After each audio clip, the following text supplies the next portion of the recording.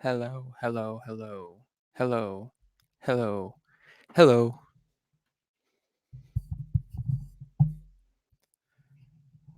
Sorry, let me get adjusted here.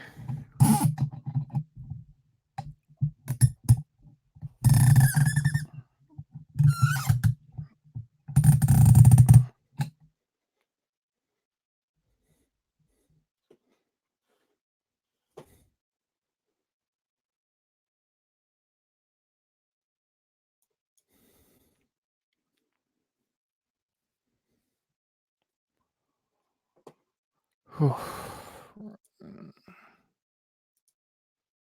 That was awful. Anyways,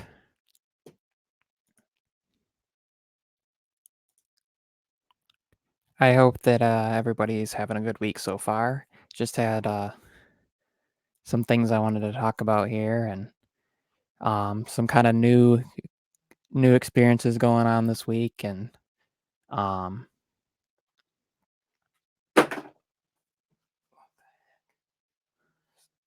stuff dropping. Stuff dropping like crazy today.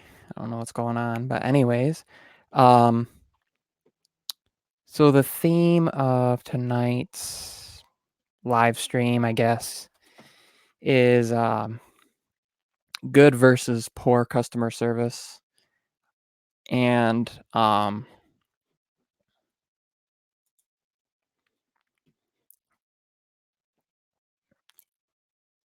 my new devices and things like that. Um, so as far as that goes, we switched over to T-Mobile recently because AT&T basically was hiking prices on everything, and we needed to get away from limited data and be able to have unlimited, especially when we go visit my in-laws and things like that. So, um, I would say in the discussion of good versus poor customer service, AT&T is pretty bad. Um, and T-Mobile really hooked us up. We have 4 lines, the third or one is free, and, I sent that to my friend who's currently in a homeless shelter so he can use that with his phone because he had a phone unlocked OnePlus 6T, but he was losing service. So, he tried Mint Mobile, but he flew through that data pretty fast, so I sent him this and he'll have unlimited. It can be capped or throttled at 50 gig, I do believe, but that's usually in high density areas. So I'm not really concerned about that. As far as AT&T, basically, they screwed up and removed the wrong line, which was one of our brand new phones. So that's $1,500 that we have to figure out how to come up with. And um, they're probably going to shut us off until we figure that out. So, um, but my wife is really loving the Pixel 3a XL, and I am loving this beautiful beast here, OnePlus 7T. Not the Pro model or the 5G model, but just the regular model. I figure 5G is a bit of an experiment right now, and so we don't really need to focus on that. So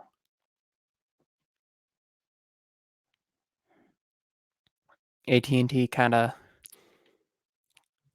well, they basically, not only are they kind of costing us a lot of money to begin with, but this is going to cost a lot, and they definitely have lost us for good. T-Mobile, on the other hand, had an issue with um, one of our lines not showing up the correct rebate, so I got a hold of them, and they fixed it right away, and they're putting it on priority. And so that will get taken care of by about a week from now, and a lot faster than expected because usually it's about 8 to 10 weeks, but they said because of the ordeal that we had, he's gonna push it through fast so we can get that card and use that to pay off AT&T, at least be able to pay off one of the lines and get that so that it's unlocked so I can potentially, if I wanted to use that phone over on T-Mobile, I could. Um, but T-Mobile, they have really stepped up their game. It was only less than a year ago, about 10 months ago, back in March, that I couldn't even get signal with them around here, and now I get better signal than I do with AT&T some places, at least as good, and s it tends to be rather quick. Plus, I like the fact that you get 20 gig of hotspot per line, and so that's, um, we have 4 lines, so that's 80 gigs right there, up to 50 gigs before they could potentially throttle you, but because it's not really congested around here, I'm not concerned about that too much. So,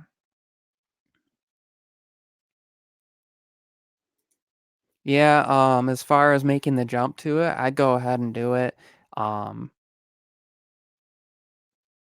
Super quick device, half the price of other phones that are gonna have the specs and the cameras that are like that. So,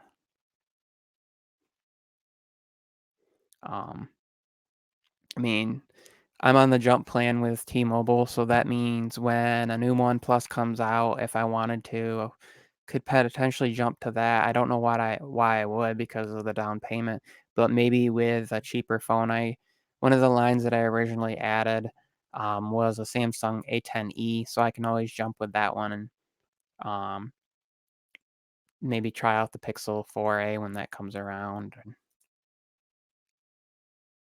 Well, thanks for stopping by and showing your support. I appreciate it. I know you had busy, had a something going on with a friend tonight, so I appreciate you stopping by either way. Um, so that's been kind of my experience with AT&T and T-Mobile. T-Mobile really wants to take care of you and make sure everything's settled. AT&T, they tend to kind of, they don't seem like they care, and I think it's because they have the money and they have the customers, so if they lose a customer, what does it matter to them? Where T-Mobile is trying to kinda take customers and, show that they're capable of taking care of their customers, um, so that kinda covers good versus poor customer service, my T-Mobile experience. So, the OnePlus 7T. So, yeah, I posted some photos on Twitter earlier, and I haven't posted them to my Instagram yet. I posted them to my Facebook page, my Michael Pepper Tech Talk Facebook page from my OnePlus 7T. So far, they've been really good. I would compare them to like the iPhone 10, iPhone 10s Max series, not iPhone 11. The nighttime experience that I've had with images at night have been rather grainy and a little bit disappointed with that. But I will say that my experience versus the reviews that I watched, I have been pleasantly surprised with the cameras. Macro mode is great. Face unlock is quick. And the fingerprint scanner is really quick. So I just saw your DM. Yeah, next Thursday if you want to join me. I'm actually thinking about doing Tuesdays and Thursdays, um, just to see which night I get more traffic on, and then decide if I want to switch from that on. But um, do Tuesdays for sure with the couple prearranged guests that I already have. Um,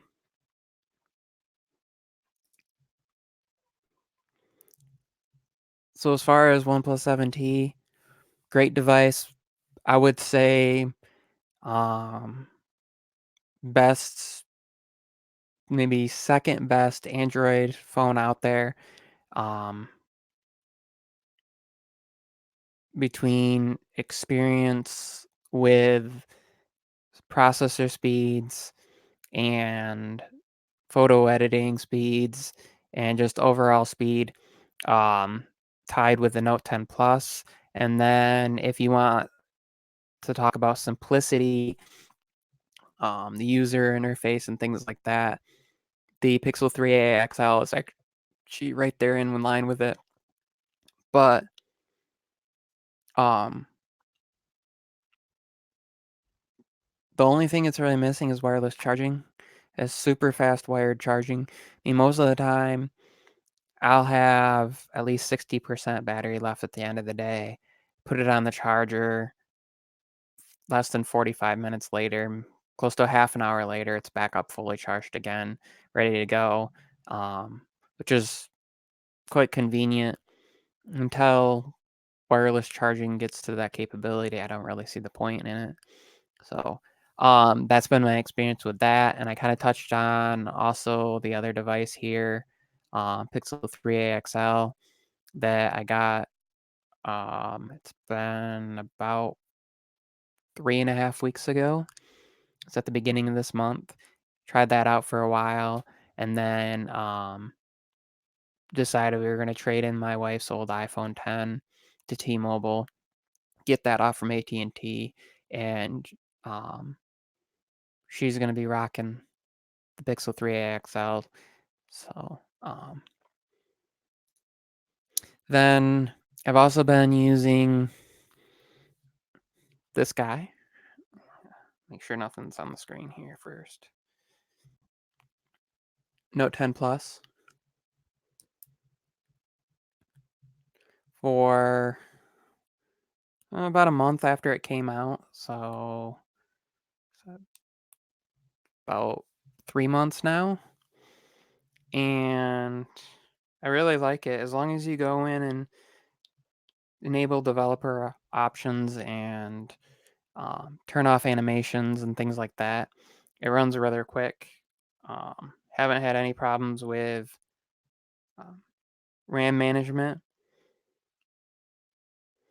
I do have something I want to touch on after I'm done discussing these devices, which kind of surprised me. Um, Going between devices, some things that I've noticed and some things that I want to touch on. Going between like the Note, my iPhone, um, the OnePlus 7T, things like that. So thanks for swinging by. Yeah, make sure. The beginning was a little rough, so hopefully I'm gonna try to go in and clip that out if I can. If not, just jump to like about a minute in and go from there. So, have a good night. So then there's, um,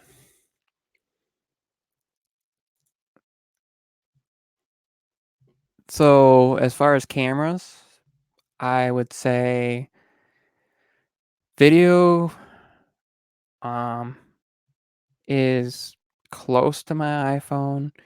Photos are close as long as you have good light. Um, Nighttime images are okay, but I've noticed a lot more grain compared to my iPhone. Actually, I would say the cameras between my Note 10 Plus and my OnePlus 7T are really close. As far as UI, the 7T is a lot smoother, but I'll touch on that in a little bit here. Next topic is LG G8 in 2020. So as far as that goes, I was actually having a rough time using the LG G8 because it was starting to lag and slow down, but let me turn it back on real quick, and then I gotta let all my notifications come through, so that's gonna be a pain. But um, as far as the LG G8 in 2020, cameras are just as good as you know, updates haven't ruined those or anything. It's rather smooth. I like the rear fingerprint scanner because you can swipe down on it to bring down the notification. I swipe down on it, swipe up to get rid of them. The face unlock is really quick. Animations, that's uploads. There's a little bit of a delay. Animations, there's a little bit of a delay even after going in and um, turning off animations in the developer options, and even after going in and um, doing some things with hardware overlays that were suggested to me.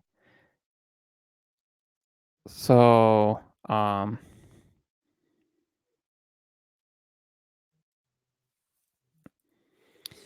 one thing that's annoying that I wish Android, that there would be some way that when you start up an Android device that you haven't started up in a while, it doesn't load in all the notifications that have already been checked previously on other devices. But I really like the they did this. Let's see if I can get it. Brightness is up too much.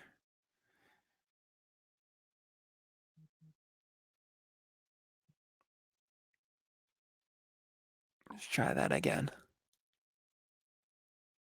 You can open up Google Assistant just by hitting the side button. That's the other thing I really liked about using the Pixel 3a XL is the squeeze to launch Google Assistant. One thing, and if anybody knows how to do this with the OnePlus 7T, please put it in the chat or put it in the comments, is how to load or get the hot phrase to work, the okay or hey noodle function to launch and actually get it to work with that, because I've went through when I set it up and turned that on, but it just doesn't want to show up. So if anybody knows how to do that with the OnePlus 7T, that'd be great. So after using all these devices and after having experienced the different UIs and things like that, I do have to say that 90 hertz is definitely noticeable. Even on the same device, if I go in and turn it off, just the smoothness in the animations is noticeable scrolling. And it also affects app launch time, or the smoothness of app launches and things like that, because slowing down the display kind of slows down the animations or makes it feel slower too. So it's kind of been what's been going on for the last couple months with devices, is going through using all these and going back and using older devices and things like that. Excuse me, take a sip of pop here.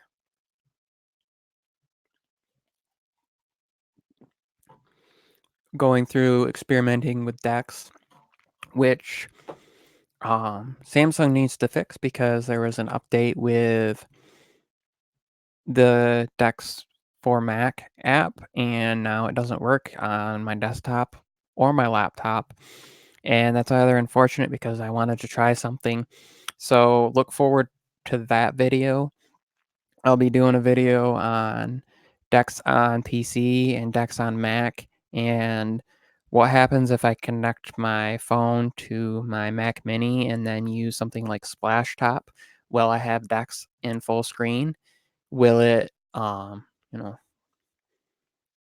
um, will it work? Will the touch transmit through, things like that?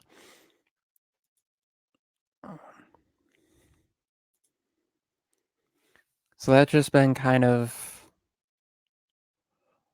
what I've been going through, what I've been dealing with some health issues, some personal issues, some um, just struggling kind of to make the time to do certain things. And I'm happy that I have the support that I do with my family and everybody on here. And I am hoping that I can get back to creating and pushing out more videos.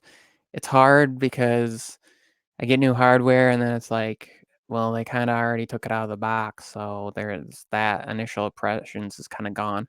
But it's become almost a repetitive, almost like cliche for um a lot of these videos is doing these unboxings and first impressions, and I want to do the more long-term things.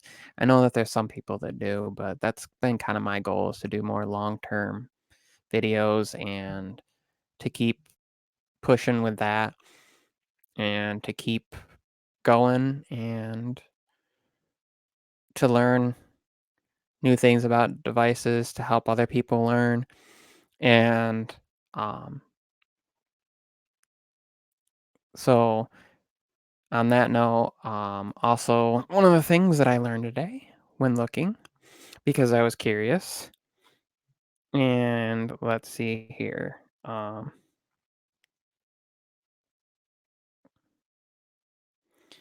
is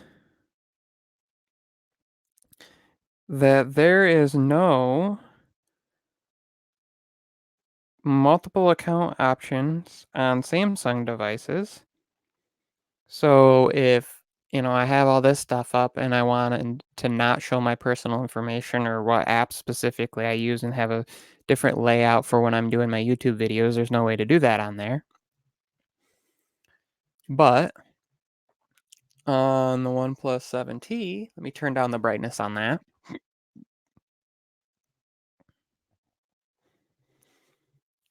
On the OnePlus 7T, if I swipe, oh, come on, and I hit my face here and hit up there, you should be able to see it says guest. It's saying switching to guest. I can start over or continue from the last section. I'll continue from the last section. And now you can see it looks like normal interface with um, like starting a device from new, and including you don't see Facebook or anything in there, even though it's over in the normal one. And so I could do that for doing app demonstrations or have a completely secondary account and then go back to my Michael Pepper Tech Talk. And you'll see when I do that, I'm back into my personal stuff, my Twitter and all that. Um, I know you can have second, like copied versions of apps where you can have, your personal Facebook, personal Twitter, personal, um, texts and stuff in one version, and you can have a secondary versions of some apps on Samsung devices and on other devices. But if anybody knows if other devices allow that, that would be something I'd be curious to know if um, like just Huawei or Xiaomi or different carriers, um, other carriers allow um, alternate accounts. Hey, I wondered if somebody else would swing on in. Hi, Dr. John and Walter. How are you? Um, so if anybody has any questions, throw those out there. I'm actually going to look at that something here.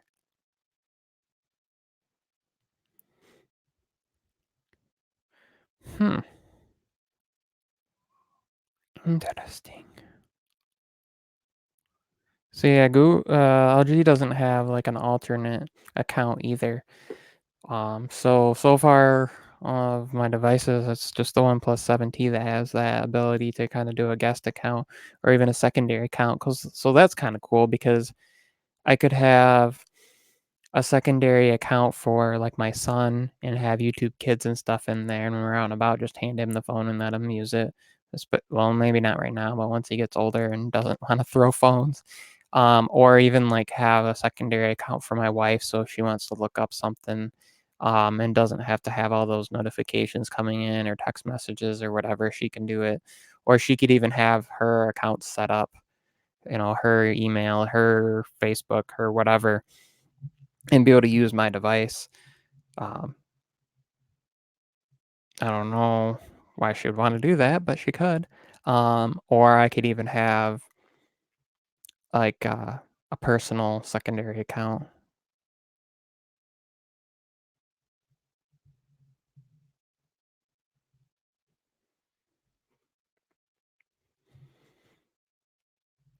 I wish that there wasn't such a delay um, between YouTube comments and them coming in. There we go.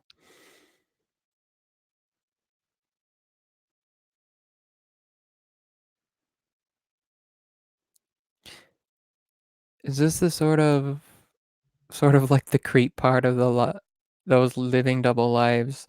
There are some other phones or services that will do that, but I do not recall. I think Flossie mentioned it before. Yeah, he kind of talks about um, some of the phones where you can have, you could have it so when you sign in with your right fingerprint, it brings you to your normal, and you sign in with your left, and it brings you into your, I think he calls them scumbag activities. And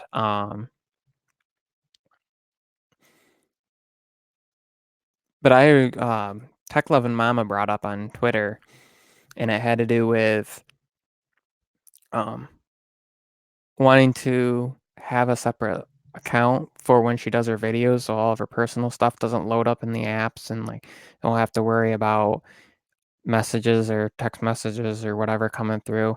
And it made me want to look, and I realized that only one of my devices has that. And I'm just curious as to why other manufacturers haven't done that. Why they haven't stepped in and said, "Hey, we're gonna um, allow you to do a secondary account on your phone." I know tablets they do that, but I would think, especially because you could create account and then if you could, say, hey, they're they're a kid, only let them have access to certain apps, and you could have it where you don't have to install it twice necessarily, and they could have access to Google, but only Google, um, you know, kid-friendly stuff, and access to YouTube and only YouTube Kids and things like that. And I think that's a huge struggle, especially as these devices have, 256 gigs, 512 gigs, 1 terabyte of storage. Or, you could have a 256 gig model and put a 256 gig card in it and, store your stuff on the device and have work stuff stored on SD card or other way around or whatever. Just for that. And I know that when I tested out the guest mode, that um, it wouldn't show the photos that I took with my account, and then any photos that I took in that are just there for that instance, and if you do a new session, they go away. So it'll be interesting to see, if that's going anywhere as, these devices get more capabilities and more storage capacity. Especially, I would think that Samsung with their Note would do that because then you use it as a business device and then you could have one account for that where you have all your business emails signed in. And then when you get home and you want to use it as a personal device, if you're, hey, I'm not on call, I want to ignore all that stuff. Or, you're only Monday through Friday, you can swap out to the other and you wouldn't have to be notified. Um, and then you know, you'd be able to do that and not have to worry about having 2 devices either, um, especially with devices that have dual SIM, that you could have 1 SIM card active when you're logged in under one account, and when you log in on the other, you could have another one. Matter of fact, I kinda wanna try that because I noticed earlier today that my T-Mobile is actually a dual SIM, um, so it makes me wanna take a SIM from my other T-Mobile and put it in there and see if I can set primary under one account and then set up another account to sign in with and have the other SIM be primary in that because that would be kind of cool. Be able to use one phone as with multiple lines would be huge. So I think that's more the future that we're seeing, especially with like something like Dex, where um, I could take and have my phone plugged in, and my wife comes up and wants to do something, um, wants to show me something in her Facebook or Twitter or whatever, she could just sign into a different account. But as far as I know right now, they don't really have that with Samsung devices. But maybe that will change now that the desktop interface is uh, default in Android 10. So that'd be interesting to see, um, especially as privacy is becoming a huge talk in tech world, and as our devices become more than just a phone and we're using them for everything, personal business, to run our business, things like that. Especially for me, as I have videos that I shoot for YouTube, but then I have videos that are personal and photos that are personal. um,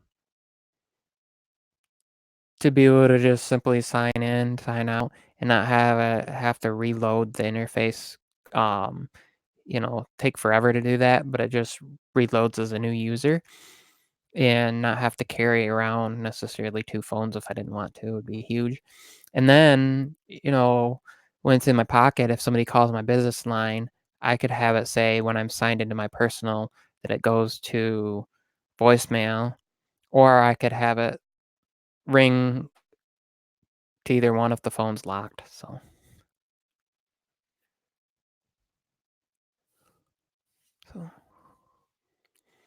that's what I'm thinking that the direction would be pretty cool, especially because, for instance, with T-Mobile, they have digits, which allows you to basically connect 2 phone lines to 1 number, um, or multiple numbers on 1 phone. So be able to have a digits signed in under 1 account and your regular under the other, then somebody calls you and you know if it's your business or your main one. Pretty cool. Okay. My understanding is that dual SIM can only use one at a time, and one is 4G and the other is 3G. Sort of, but what you can also do is set like SIM 1 to be your calls and texts and SIM 2 to be your data. And if somebody calls on the SIM 2 number, then um, you can then it will switch over. Your calls will still come through, but um, you can go in and kind of arrange that. And I think it depends on the device and the carrier too.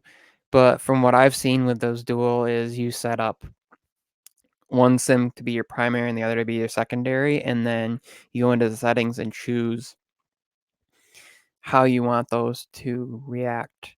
And I know depending on the device, it's easier, and some it's a little bit more difficult. I know that like on an iPhone, you can go in and just set primary and secondary, and then go in and into your iMessage and say, I want, SIM one primary to be default for SMS, and um, under calls that, and then have SIM 2 for data. So that way, if let's say, um, you have areas that you travel into that get good call under one, and then you have unlimited data under the other SIM. You could use both kind of simultaneously, or you can also do that for purposes of business. You could have both of them, are going to be available for calls, but only one will be for data. And then the other reason to do that is I know some carriers, well, it used to be, I don't know any that do this anymore. It used to be if you were on a phone call, you couldn't use data for that same SIM. So that's something to look out for when setting that up too, I know. Um, and then it gets more and more complicated as you travel overseas or people from overseas travel here. So it'll be interesting to see um, that change. I haven't really experimented with double SIM because I don't really have the need to do it necessarily. I could see where it could come in handy. Um, if I traveled a lot and I needed a business line, and let's say where I travel mainly gets Verizon signal, I could pop a Xfinity Mobile or Visible SIM into the phone as long as it's a compatible device as my secondary SIM business line, and have the other one be for my private line. But again, that's where I would think it would be nice to be able to have two different logins, physical logins on the device, and be able to just set one number to one login, another one to the other login, and also say, hey, it doesn't matter which one I'm signed into. If I'm signed into my private and somebody calls on my business line, let it ring through, let me choose. And the other way around, or set it up to strict so that way when I'm on my personal one, my business calls don't come through. So that way when I'm not at work, I'm using the fun side of things, watching my Netflix and funny YouTube videos or tech YouTube videos, that I'm not disturbed with work stuff, and the other way around. But you know, I don't know. One thing that I found that's been really nice is voice mail text conversion. So I don't know if other carriers do this, but one thing I have, because I don't recall experiencing this with Verizon or T-Mobile, or I mean AT&T, but on T-Mobile, um, the option to have it where it will transcribe your voicemails to text, and then they'll show in the SMS app. They show up as texts. I don't think I have any. Um, yeah, I don't have any saved, but to be able to just read and see who it's from and decide if, and then you can still go back and listen is handy. Excuse me, and I take a sip of my pop here.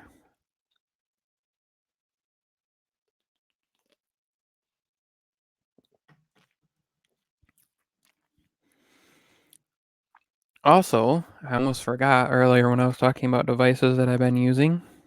Obviously, I have my iPhone that I use all the time, but this device right here, the Honor 8X, has been an interesting device.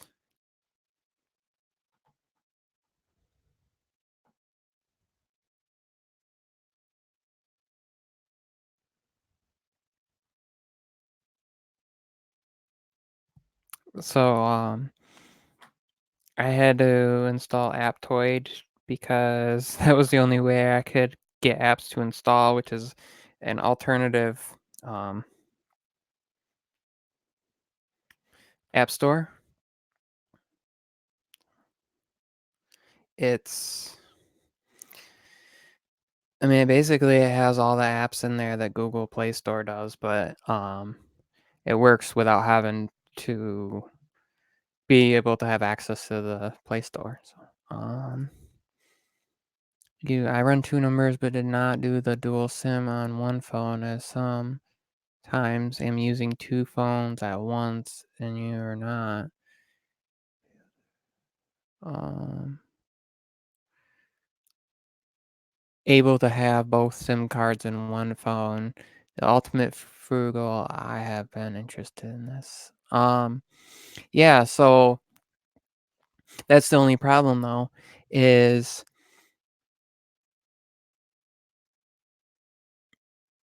if you're on a call and one and another call comes through, I don't know that it will allow you to say, I want to pick up on that one, put the other one on hold, or use both at the same time. Um, so I don't know. And in today's world, as there are really, really good lower priced and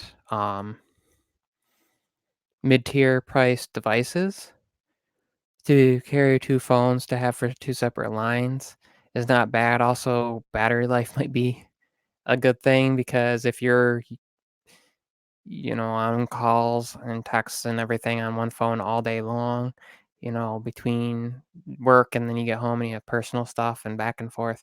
Um, just to be, and also just be able to have separate so you can take your work phone and or whatever and set it off to the side and say, I don't need to deal with this right now, or turn it off and still have access to your primary stuff is good. I also have a Google number, which is at no cost that I run through the phones. Wonder how that works with all the dual SIM stuff. Um, oh yeah, Google Voice. So where you can have it call forwarding and basically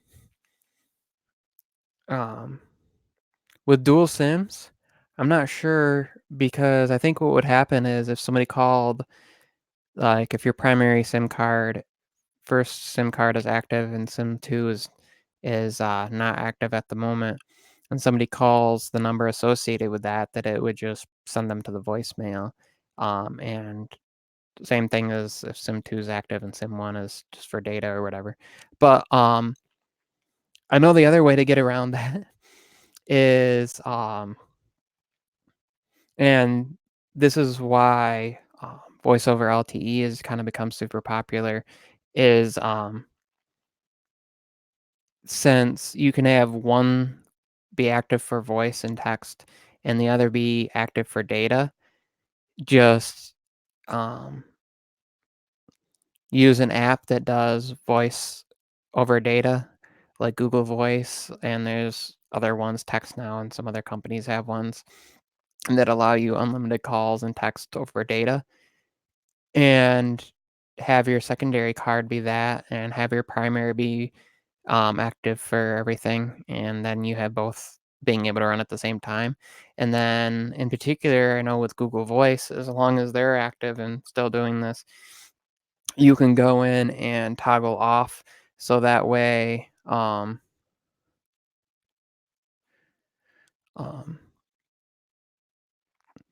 your calls, don't get forwarded, and you can go into the app and do that. So you could say or set it up so that it's only active during certain hours for a business line on Google Voice, and then your messages, and then you go check your messages. But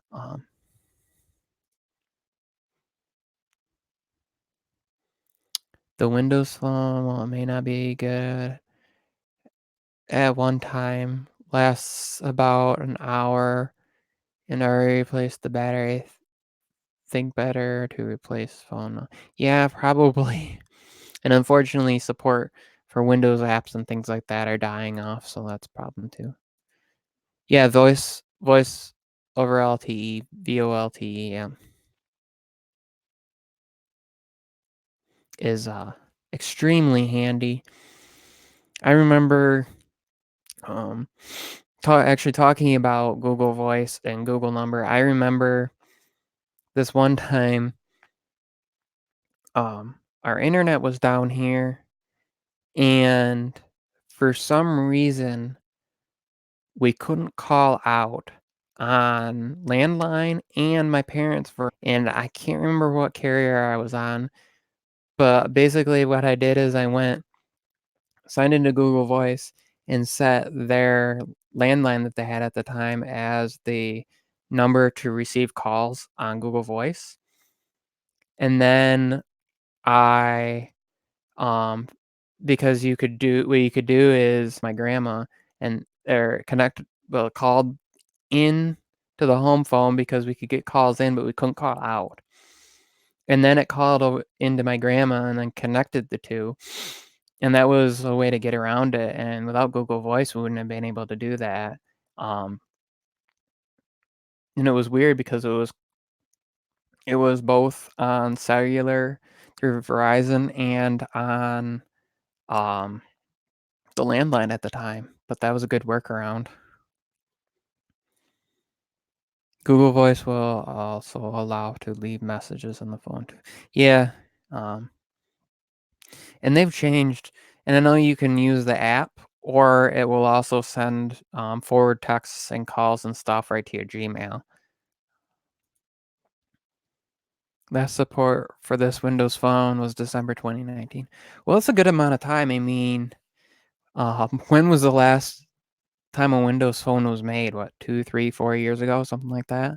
Um, so that's a pretty good amount of support there. But I think, part of the reason that these companies went to, voice over LTE or voice over data is because once they have that set up and then they have Wi-Fi calling enabled, the integration is simple because both are data, it's just what you're using to supply the data. And they can go away from regular cellular technology, and RF, um, FM frequencies and things like that, and they can go to using strictly data technology, and it makes it cheaper and it makes it quicker to enable setting up towers because if they only have to support data at 3G, 4G, and next 5G speeds, including HSPA plus and LTE and all those other um, aspects of it, if they don't have to support 1X, 2G, and regular cellular calling, then it makes it really cheap for them to set up a tower because they just have to support data bands. Plus, smartphone phone manufacturers only have to support the particular bands for LTE. They don't necessarily have to support the other bands. I mean, they have to support ones for 911 because that's FCC regulations and the legality of that and safety of that. But as data becomes available everywhere, that will probably go away too.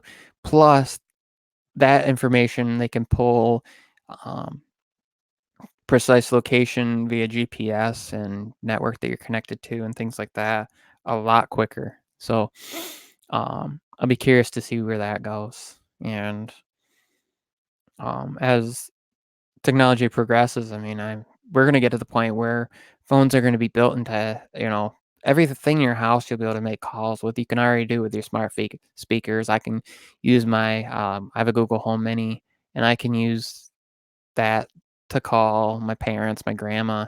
If you have multiples in the house, you can use it and have it broadcast a audio message to other rooms in the house.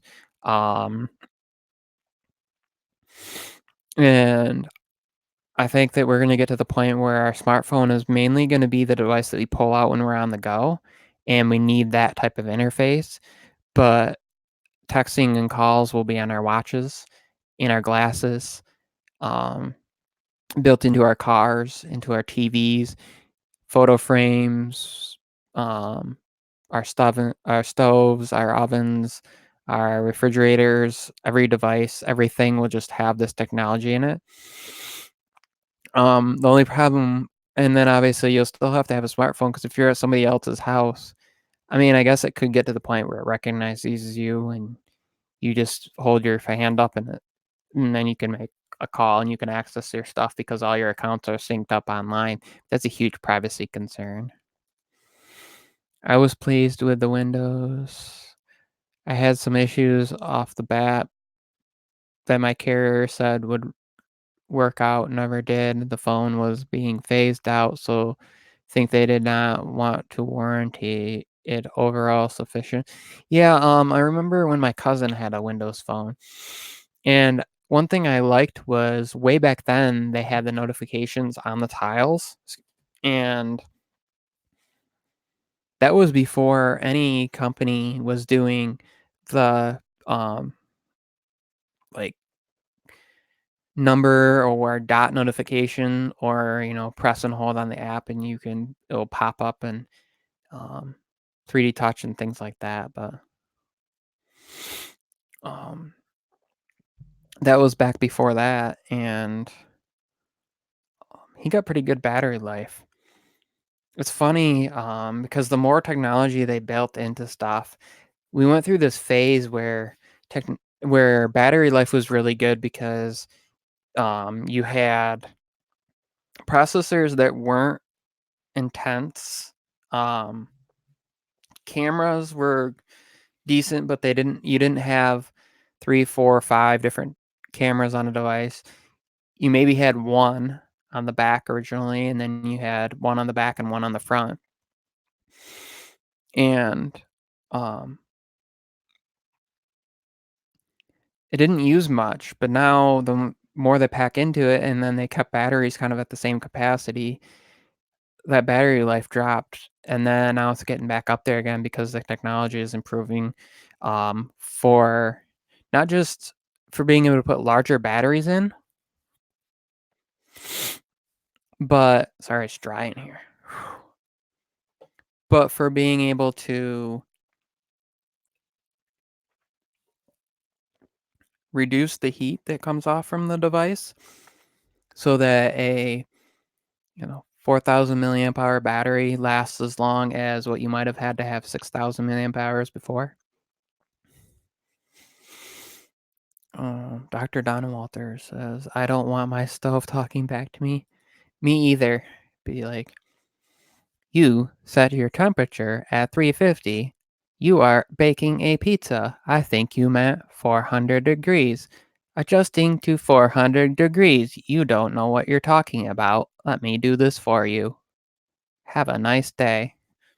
I mean, that would be creepy just to see, like, your stove talking to you. Um, I mean, the nice things that I've seen with as far as device interaction between devices, um, is the idea that you set a timer on your stove and it syncs up to your phone.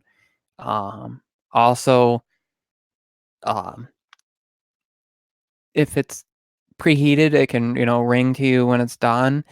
And then you can set up things like when the timer goes off and the oven's preheated, let me know to get the pizza out of the freezer. Um, so then a message pops up on your refrigerator saying get the pizza out. And then on the freezer side, and then it says get the toppings out on the refrigerator side, things like that. The interaction between devices, I think, is what we're going to start seeing more and more. We're not going to necessarily see things added to one device, but kind of that ecosystem, um, where everything kind of develops a unified interaction and it starts to work more like the human body where it's not just one organ functioning, but all of them working together. So all of our devices communicate with each other, making even the dumbest device we're carrying extremely intelligent. And I think that's where we're going to see things going. And I think that's also why Apple, with their smartwatch, um, hasn't separated things yet. And some functionalities that needs to be tethered through Bluetooth to your phone is because it can take advantage of the processing power of the smartphone and not just the watch. Same thing with um, AirPlay versus Chromecast, where AirPlay you have to stay within, and it's because it's doing that buffering with the device versus buffering based on its connection to the internet and the small antennas that can be loaded into a device that's not very big that just plugs into the HDMI port. Also, um,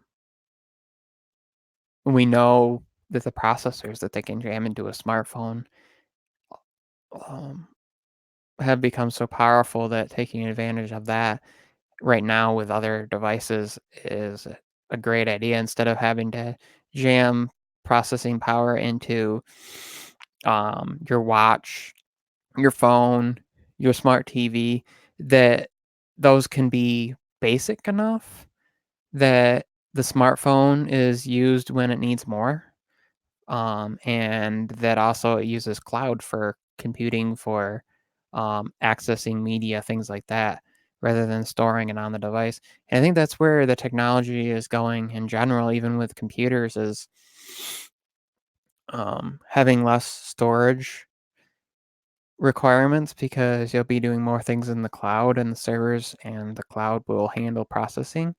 The only issue with that is privacy. And also, I mean, I guess some people could argue if your device is connected to the internet, is that any more secure than it being connected to a cloud that's encrypted, that a multi-million dollar company has access to higher level encryption stuff. And if there's an issue, they can push it out and the whole cloud is protected versus making sure that, somebody who doesn't know about tech, um, updates their antivirus or is running and getting the right definitions and things like that. So I think cloud computing is a good thing in some instances, but it's awful in others because it relies on that connection, which means spending more money. And it also means you don't own any of that storage. So I guess the benefit is you don't own the storage, so you don't have to worry about it crashing. But the downside is you don't own the storage, so the company could say, "Well, you get 100 gigs for this amount," but then they could say, "Now, to get 100 gigs, we're gonna charge you double because we're using faster storage." Or, you ran out of space, so we're gonna and we're gonna charge more, and that already happens. And especially as you do more and more on your device, shooting higher resolution videos and things like that, they'll sync up to the cloud so that they're available over on other devices, Google Photos and things like that, and iCloud. That, um, I mean, how is that gonna work?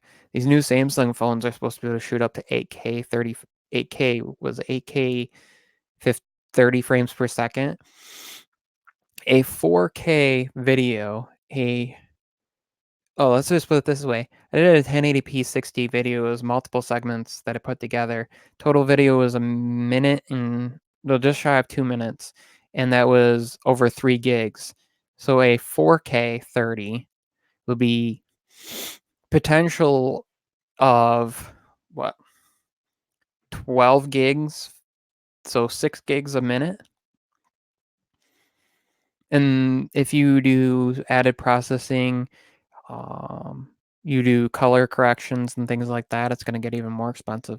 So it'll be interesting to see how that's handled and if cloud backup just will refuse to back that up. Because I know I've had issues with Google Photos not backing up my videos for a while now, and I think that they've just stopped supporting that. And if they did, I just wish that you could toggle off so it wouldn't try to back those things up. That's the thing that bothers me with some of the cloud backup stuff is if it backs up photos, it tries to back up videos, it will back up everything. iCloud has that. There's no way for me to go in and just toggle off, say videos don't back up. So it'll be interesting to see where all this shifts. It'll be interesting to see if 5G really comes to fruition and is available as steadily as they say it's going to be. And I'm looking forward to 2020. I really want to see where the Pixel's going with the Pixel A series, the 4A, and even the Pixel 5 this year, and where OnePlus is headed. Hopefully, these companies, they're kind of the opposite of each other. Pixel has really good hardware, but the cameras are starting to get better and kind of were lacking.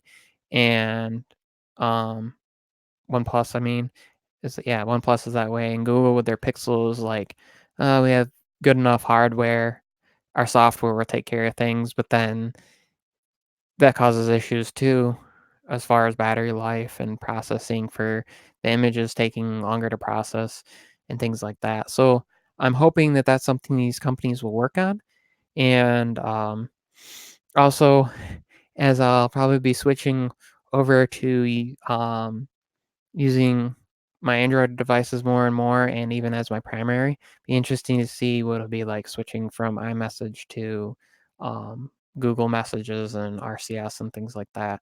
Um, I know I started off kind of rough and then kind of went all over the place, and it's been full of some interesting discussions, and it's been about an hour, just over an hour.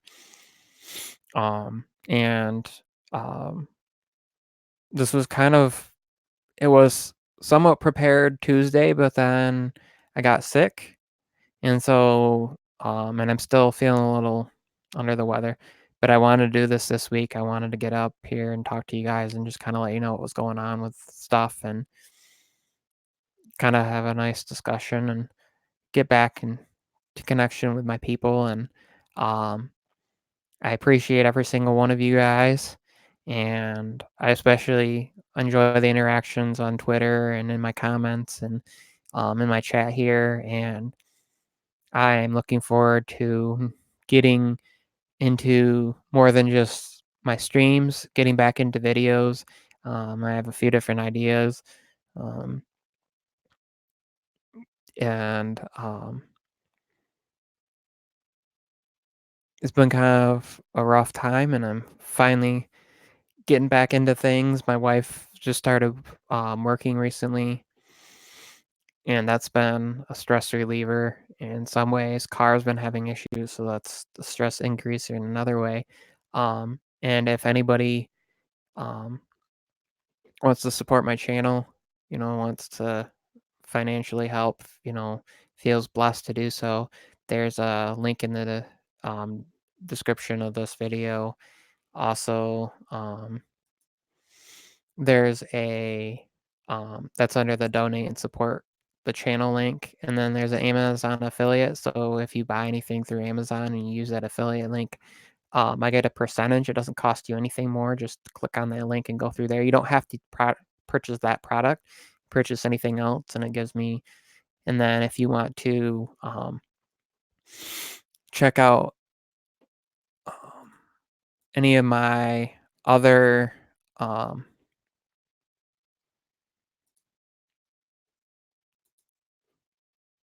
let's see.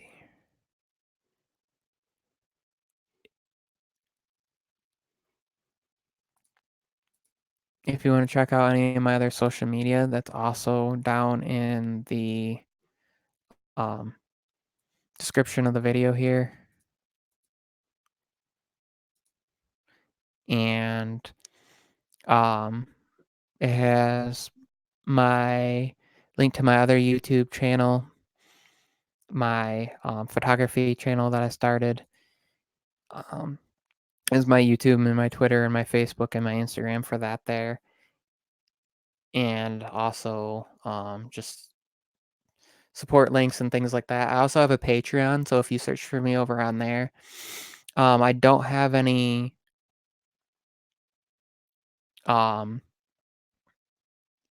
like special tiers set up, but if you do donate and I get that, I definitely will, put your name in my next video and, shout you out in my next video and in my next stream and things like that. And I always appreciate every little bit of help. And I also use that to pass it on to help other people. So, because I believe paying it forward is a huge responsibility. Um, how much does a video take up if shooting 4K? Well, for example, let me look here. On my iPhone, it will tell me um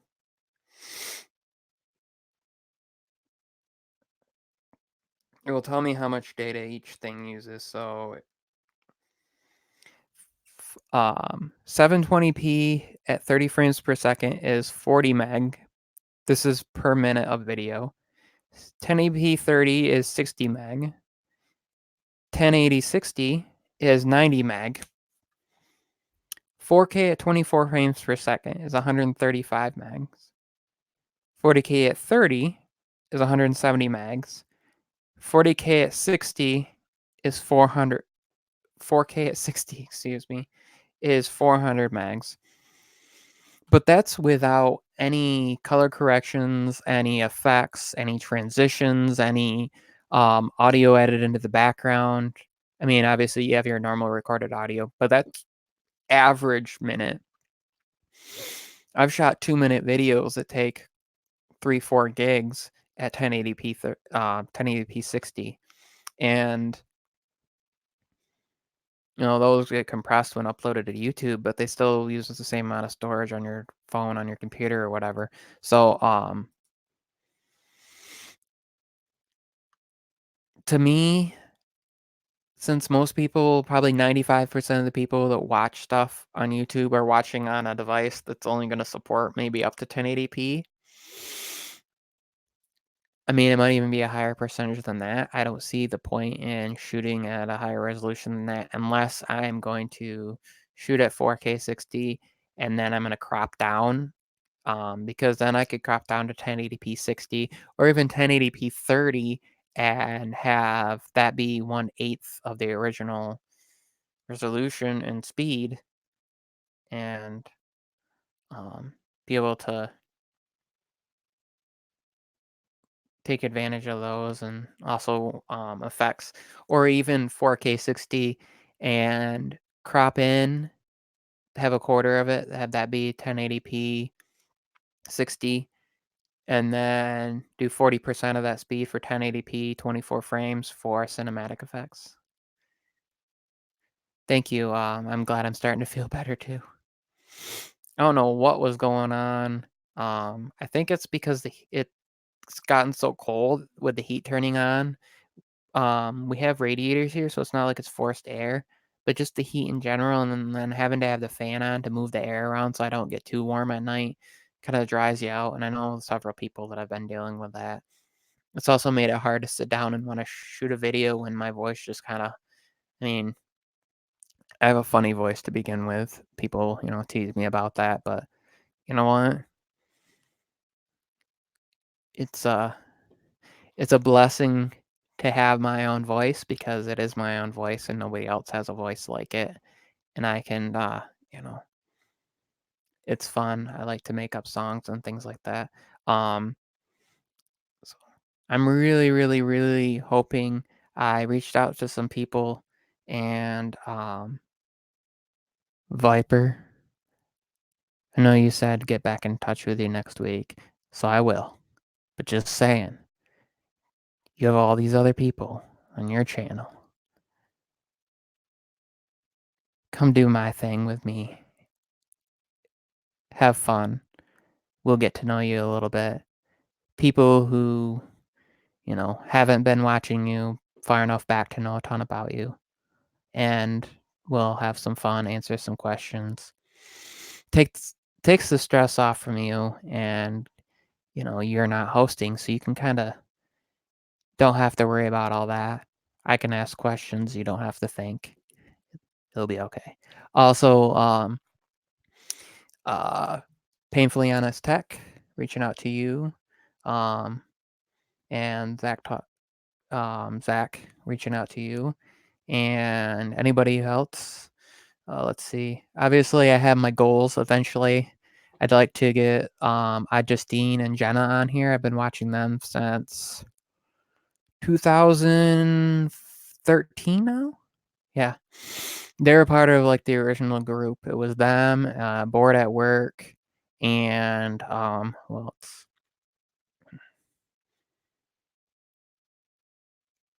Mr. Who's the Boss. It's been watching him for a while. So I'm hoping that this takes off, and I really, really, really would like to be able to do my creator interviews once a week. So, um, but I think I'm gonna let that wrap it up. It's been hour and 10 minutes now. Anybody who's watching this in the replay, like I said, there's some links down below if you wanna check those out. There's a PayPal link if you choose. You wanna buy me a coffee through that or whatever. I mean, I'll put your name in one of my videos. You'll get a shout out. Um, if you do that and it's different than your channel name, put that in the note, or whatever you want me to shout out. Put that in the note. Um, Also, if you haven't subscribed, please do so. It does help, um, especially at this point. I'm hoping to hit 200. I'm up to 187. I'm hoping to hit 200 soon. Birthday coming up in on March 10th, and I'll be doing a special stream for that because that will be a Tuesday night. Um, so um, thank you all for joining me. I hope you all have a good evening, and thank you, and God bless, and I appreciate every single one of you guys.